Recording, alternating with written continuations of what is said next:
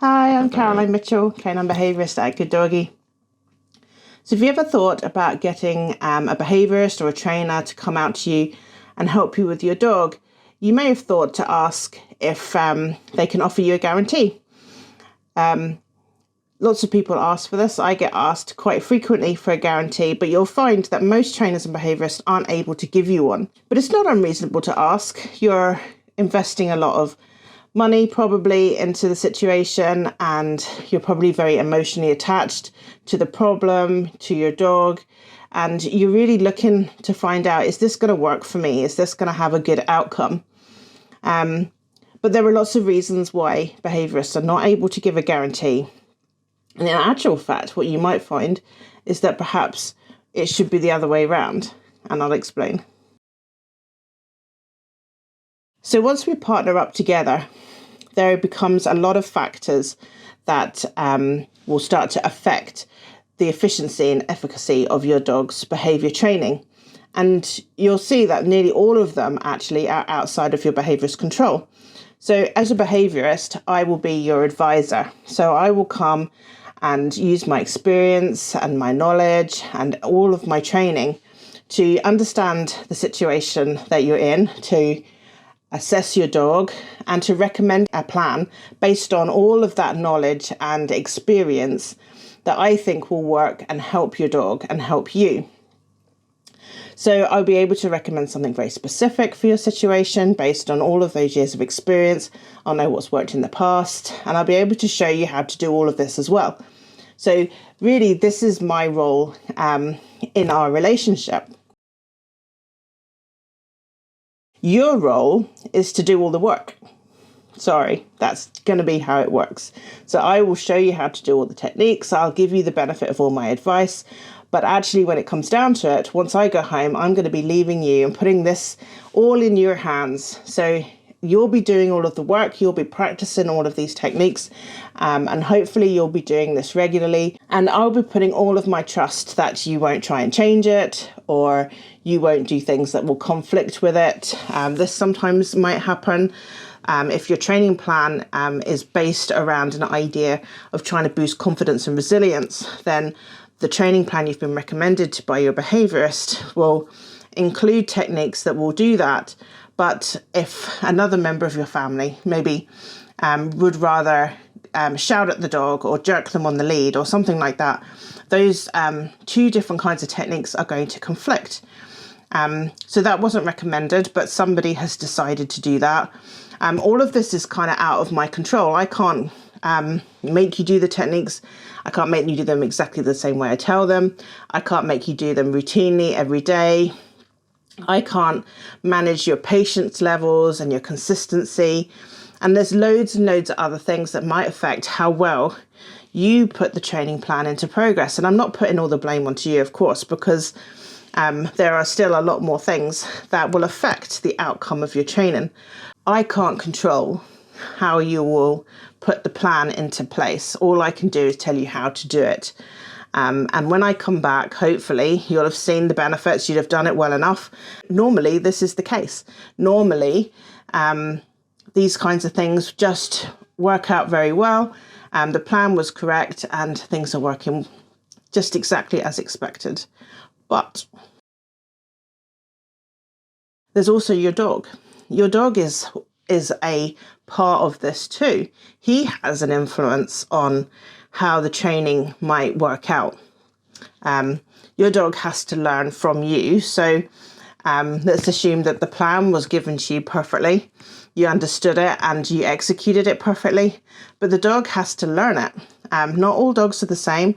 No two dogs have had the same experiences in their lives. No two dogs have the same kind of motivations. The situation from one day to the next will be entirely different. And this will all affect how well your dog learns. The general environment, if it's very busy one day, your dog won't learn as fast as he will do if he's very chilled out and if he's had a very easy day. So there's tons of factors here that will affect how easily your dog is going to learn from you once you start to put your perfect training plan into progress in a perfect way. There are often things that will completely knock a training plan sideways, things that you can't prepare for, things that you just can't possibly know. A good example of this is a dog that I saw recently, and we'd introduced a clicker to them, and that involves offering a treat and pressing the click at the same time and doing that over and over and over again. And this started very well, and a few days in, all of a sudden the dog took a very strange reaction to the clicker, and that wasn't part of the plan. We couldn't expect that. I mean, in the whole 20 years that I've been working with dogs, I've seen some minor reactions to the clicker, but usually when you first introduce them, not halfway through. And this one seemed very, very extreme. Anyway, long story short, turned out that this dog had an ear infection, and the sound obviously had caused the dog some pain. And it was enough that the dog took a massive aversion to that clicker, and actually was very resistant on anything that felt even similar to that. So when his owner was trying to give him treats, he would become really suspicious. We could never have predicted that would have happened. It's never happened before. And, you know, maybe for 20 more years, if I'm doing this, then it might not ever happen again. But when that dog became, you know, poorly, that affected the training, and lots of other things like that can happen. So we had to pivot on that and find a new way, and that was fine, but it meant that we weren't sticking to the original plan. So I could never have guaranteed clicker training was going to work for that dog, because we just couldn't have predicted what was going to happen. So if that's not enough, you've had good advice, you're doing it really, really well, your dog is properly lapping up all of the training and behaviour that you're doing with them, everything's going perfectly, but the rest of the world is not on your side. Maybe you can't control that. Maybe you're working with a reactive dog, and another dog in the park comes running over to your dog, straight into their space, is really grumbly with your dog, and that just totally sets you right back. You can't ever guarantee that a scooter driver is not going to just suddenly surprise your dog from behind and change things. We just can't control the rest of the world. So when you're out there in the real world trying to work with your dog, there will be tons of factors and things that will help or hinder your training progress. So again, that's another thing that the behaviourist can't predict and can't control. So I can't guarantee that that's going to work, because I have just no idea what might happen to you over the next few weeks. And we'll all do our best to try and do the ifs and buts, but we can't if and but everything. We could never have known that that other dog was going to have an ear infection, and that was going to totally destroy clickers for them, which, by the way, is a massive shame, because clickers are so good and it really would have helped that dog with the rest of their training. But it is what it is, and you have to just kind of find a new way and get on with it. So what should you expect from your behaviourist if they're not going to guarantee that the training is going to work for you, based on the fact that actually it probably is going to be an excellent plan, and even if you put all the effort into it and your dog's up for it, the rest of the world might still mess it all up for you. So if we can't guarantee that it's going to be a good plan, what we can do is we can support you throughout the training. So when you're looking for a behaviourist, here's what you should look for. You should look for a behaviourist or a trainer that doesn't just do one session and run. You want somebody who will be prepared to come back and continue working with you through this problem, because there isn't a standard perfect dog that does everything perfectly every time.